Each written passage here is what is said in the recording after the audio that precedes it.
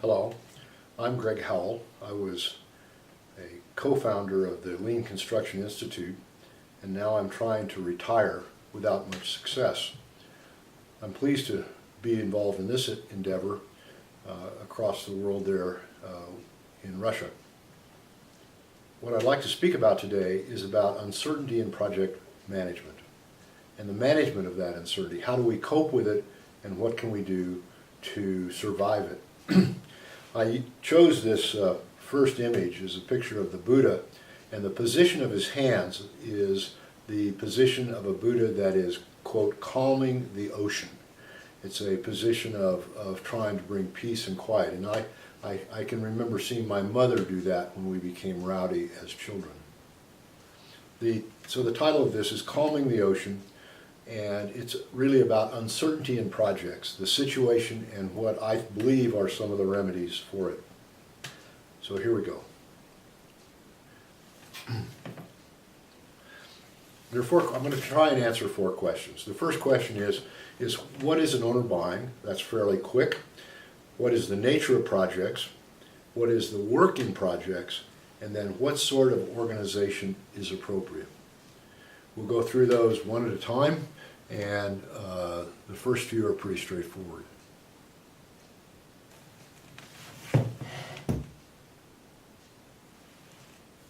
I'm looking here to make sure that, yes, okay. I was making sure I know that was a good close-up of my face. I was looking to make sure that the recorder was in fact on. So what are owners buying? Jim Carroll, a good friend of mine, once said that an owner must decide what they are buying. Are they buying a completely defined product or the services of a team trying to solve a problem that no one completely understands and keeps changing? Are we trying to buy a product like this mouse, or are we trying to buy a group of people, the services of a group of people trying to figure out how to design and build the factory that created this mouse? So it's a dilemma. That's the question. What are we buying? And we can understand that projects can be at one of the two extremes. They can be simple and certain, or they can be complex and uncertain. Maybe we can add one more dimension. Are they simple, slow, and certain, and complex, uncertain, and quick? The range between the two projects is a 3-dimensional space. The projects that we face today are in the main projects that are complex, uncertain, and quick. Having said that, the way in which our traditional commercial terms are drawn don't really support that very well. In this graph, I'm going to use this matrix a lot, so let me take a moment to explain it. Across the bottom is how well we know how to build a facility, and vertically, how well do we know what to build. What and how are the two kinds of uncertainty that I'm going to think about in this presentation. And the bottom left is then I am uncertain as to both what and how I'm going to build it, what I'm building and how. And in the top right, I am certain about what I'm building and how. That does not mean the project's complete, but I'm just focusing on the degree of uncertainty that we might face. Now the top left corner is I'm certain about what I'm building, but I don't know how. And the bottom right corner is I'm certain about how to build things, but I don't know what I'm building for this particular project. The traditional commercial terms in the United States is the project is designed, and we try to figure out what we're going to build, and we believe we do that to a very high degree.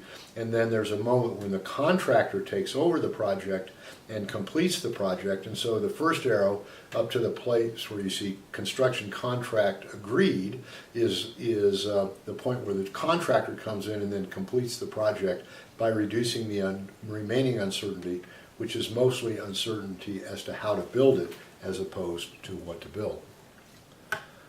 My research showed something different. The center of mass of the projects that I collected the information on, which were several hundred. The project was initially done for the Construction Industry Institute out of Austin, Texas. And so the center of mass was about there, about 2/3 of the way up on both axes, is about where the projects The typical project was at the start of construction. And here's what the data looks like from the large group. We had so much data that if you put it all on, it looked like a big kind of cloud.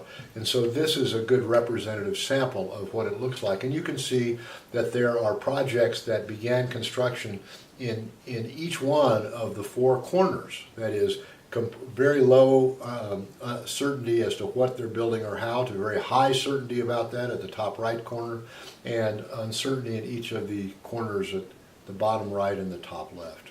And the center of mass is indeed there about 2/3 of the way up on both of those axes. And I collected a lot of data from that. We sliced it and diced it by the nature of the project and the client and all of that. And the pattern remained about the same. And then one time I was under some pressure because during the presentation I was told that I had to be out of the room very quickly. And so I asked the participants to mark on the project where they're, instead of their typical project, I said your most recent project. And a fellow raises his hand and says, do you mean where I thought it was at the start of construction or where it turned out it really was once we got into it? And I said, well, Mark, put a T for thought and an R for really, and if it remains the same, just put a dot. And so that's the data you see here, and you'll see there are a few dots speckled around in there. But the surprising thing is the extent to which people overestimate the degree of certainty as late as the start of construction. The vast proportion of the arrows go down and to the left. That says that the uncertainty was much greater than we understood when we started the project. There's very few, I think 4 or 5 arrows that go up or to the right. It's very rare to see a project where it turns out things were better off than the parties thought at the outset. So, we did that. Let's see, I guess I failed to advance that. So there you can see the second slide where the arrows go down and to the left, a few speckles on there, but most of it is in the top, is showing down and to the left. Very few are speckles in the same, dots in the same place, and almost no projects where the arrows go up and to the right. That was back in the early 1990s, and so I recently, in 2011, recent to an old man, did the survey again, and this time we did it on 2 different kinds of projects, and these were the charts that were filled out in the group, and then I took photographs of them and pasted them in here. The first set are building contracts, and you can see here building construction. You can see that a high percentage of the projects are still, they thought it was relatively high in the top right hand corner, I guess to you it'd be top here, and they later discovered that things were much more uncertain than they had estimated at the beginning. Again, the center of mass is about where we found it in that original research. And then we surveyed another, and we asked, the same question. We asked this question in a group, and these were on high technology projects. And here we see a really even more difficult situation.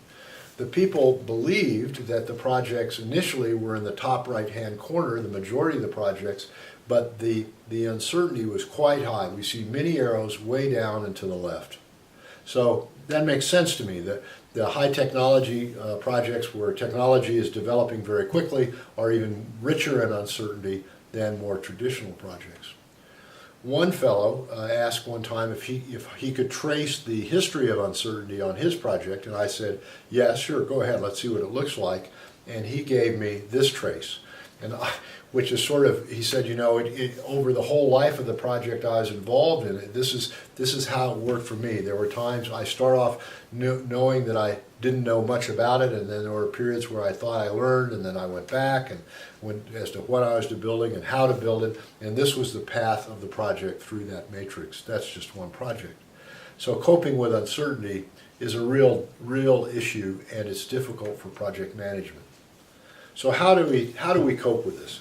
What can we do about that to give us a better chance to work through our project successfully. The first thing I think to do is to start with the last planner system. Raise weekly planning reliability from 54% to 80% or more. What we found in doing research with the last planner is that the average project has about a 54% planning reliability. That is, if there were 100 tasks on the weekly work plan this week, 54 of them were done as promised. And so we're not doing earned value here. We're saying the task was on the weekly work plan. I'm a foreman. I said I'm going to put the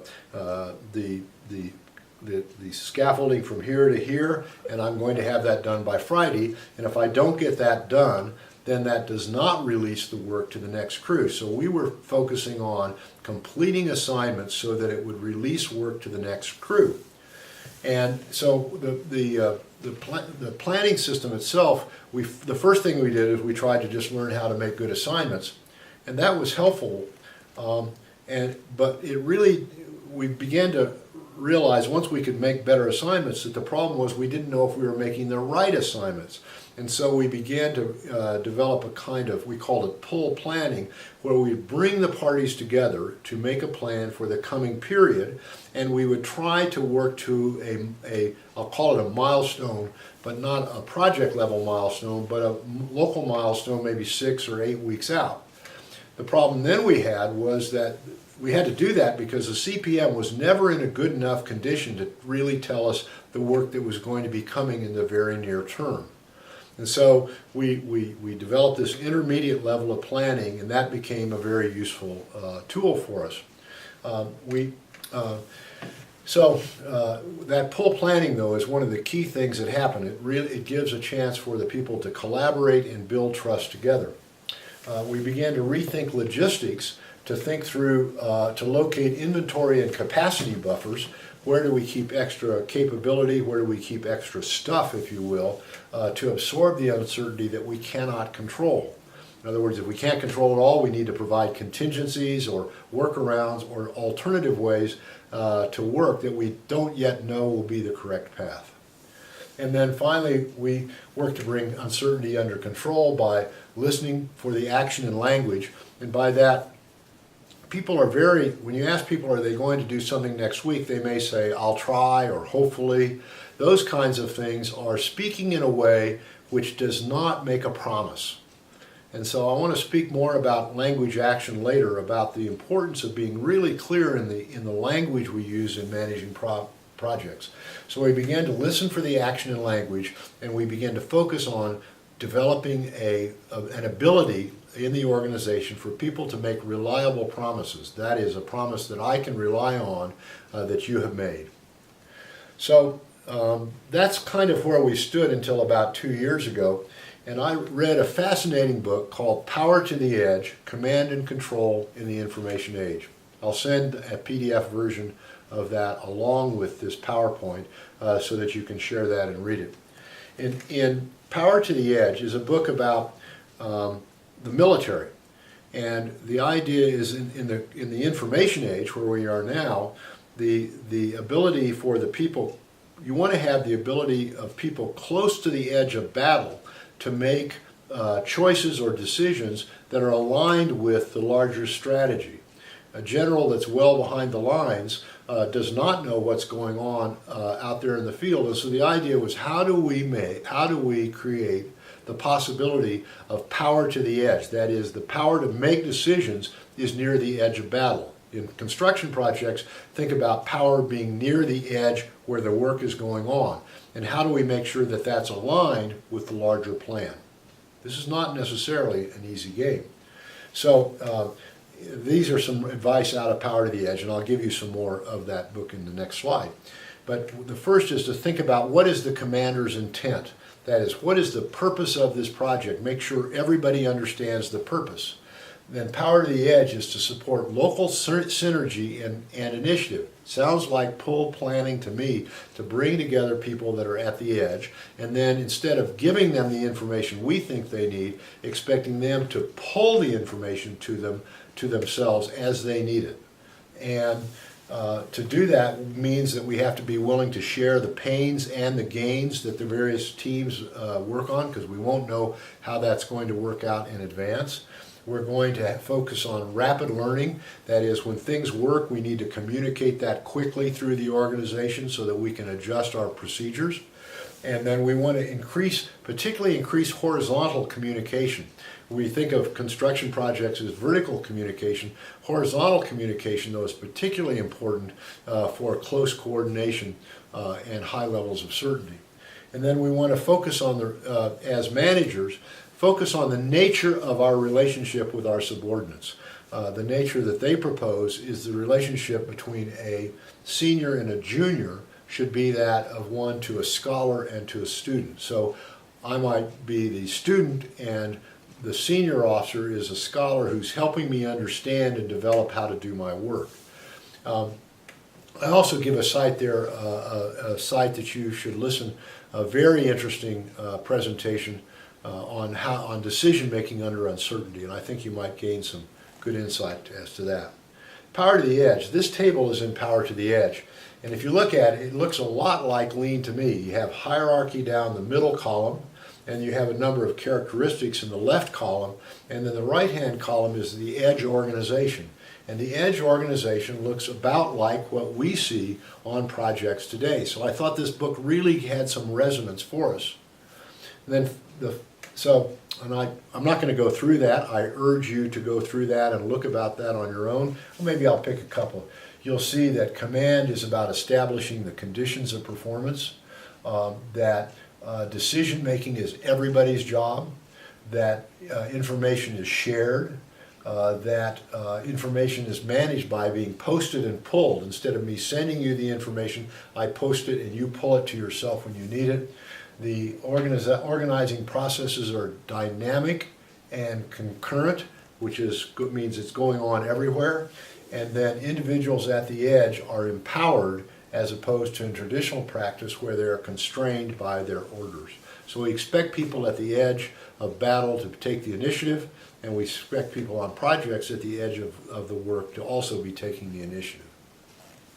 Now, the last chart may not be the last chart, is a variety of stages that you might see these organizations go to. And I had two stages. One is about deconfliction across the top, and another one about synergy across the bottom.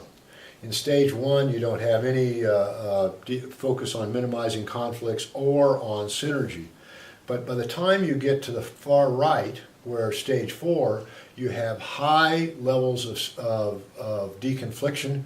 You have shared planning to assure that contingencies are available and that they will absorb the variation. The contingencies absorb variation is a really key concept here. And then in synergy, we're saying in the high column, we would have mutually beneficial integrated solutions. We'd be using digital project delivery.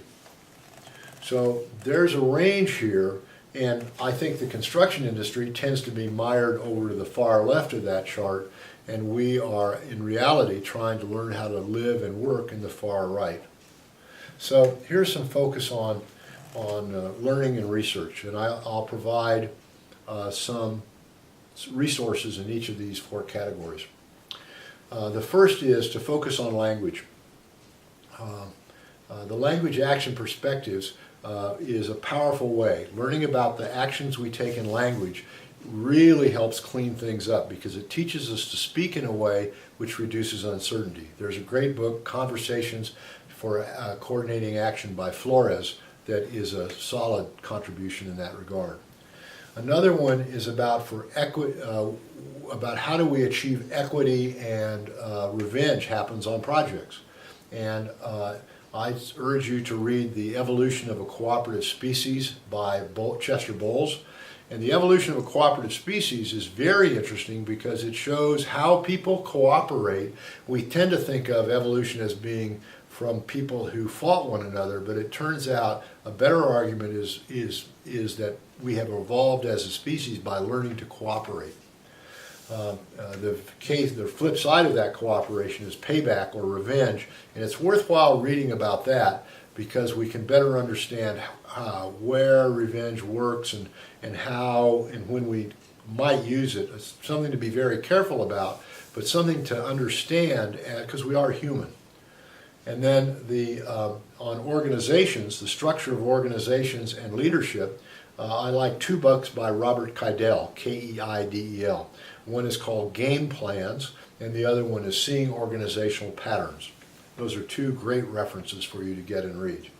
In construction supply chains, there's a supply chain maturity model that was produced by my friend Kalyan in India, and I'll make that paper available as well. Okay, so here are some untested hypotheses about managing uncertainty.